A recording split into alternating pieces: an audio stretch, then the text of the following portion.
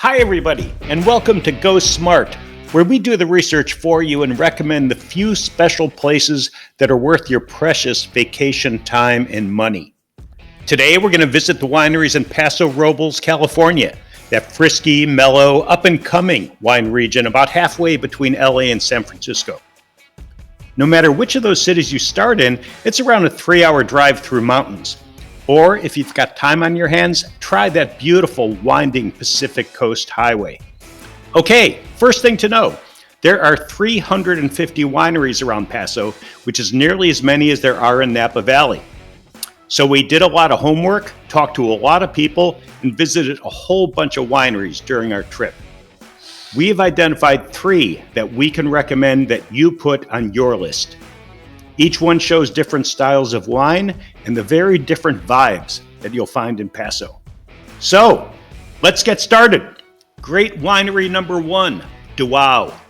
You might hear people say that Duao has the best views in Paso. I can tell you it's true. From the terrace at the tasting room, you get these sweeping views of the winery's vast plantings, plus a view all across the Paso region. Duao is one of the few Paso wines you could probably find in your hometown Total Wine or other big wine store. Duao's approach is to offer bottles at every price point, from $12 cabs to bottles that go for $60, $80 and higher, that are usually available only through their wine club or on site. The whole experience is brilliantly executed at Duao, from the wines they offer for tasting, to the beautiful tasting room, to its comfortable shaded outdoor tables that offer those spectacular views, to the wine educators who tell the winery's story and explain each wine.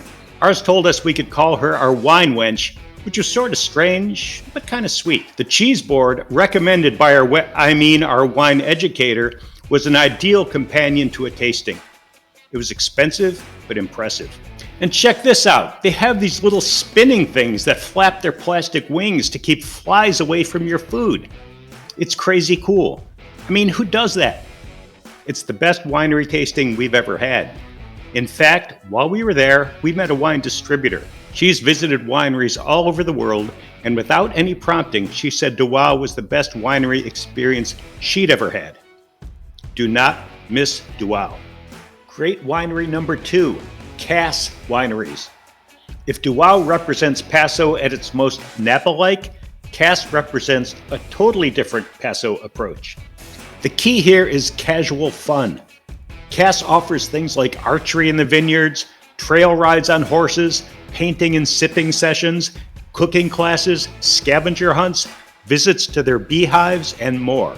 And they have amazing overnight accommodations that are made out of, wait for it, shipping containers.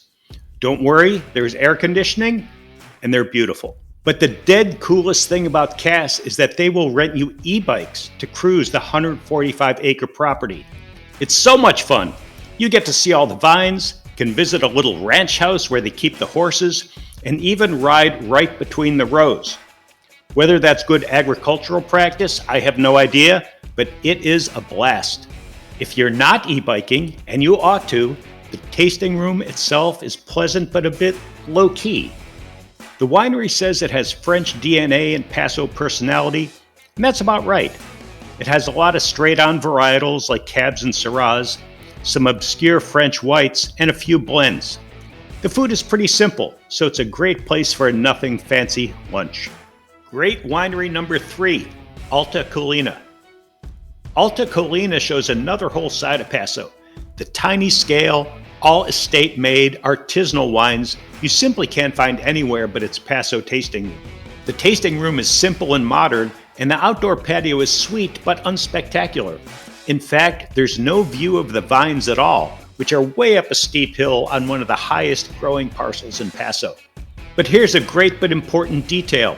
The educators are assigned to only 2 tables each, and they are so knowledgeable and so enthusiastic, it's a joy to taste there. And while I don't pretend to have the most refined palate, the wines at Alta Colina, all French varieties made and blended in original, even eccentric ways, were among the very best we tasted in Paso. Their young winemaker Molly is doing some incredible experimental things. Take her carbonic Grenache. I won't go into the details here, other than to tell you it involves dry ice and fermentation that happens inside the grape, not in the grape juice. But what really matters is it produces this Grenache that's somehow slightly creamy and bright. I've never had anything like it, and it was fantastic. Too bad I can't get it at home. Alta Colina is located in West Paso, near a whole bunch of other great wineries. Which brings us to another cool Paso accommodation story. Alta Colina offers overnights in its tricked-out vintage campers, set up around a pond way up in the vineyard. Okay, there you have it, our picks for 3 great wineries to visit in Paso Robles. But before we go, your bonus tip. Notice I've been pronouncing it Paso Robles. You kind of expect to pronounce it like you would in Spanish, like Paso Robles. But you'll immediately gain the respect of locals if you fight that urge and say Paso Robles. Or better yet, just call it Paso. You know, I could name at least 3 more Paso wineries I could recommend. And in fact, you'll find links to them in the description below in YouTube or on my blog, which I also link to below.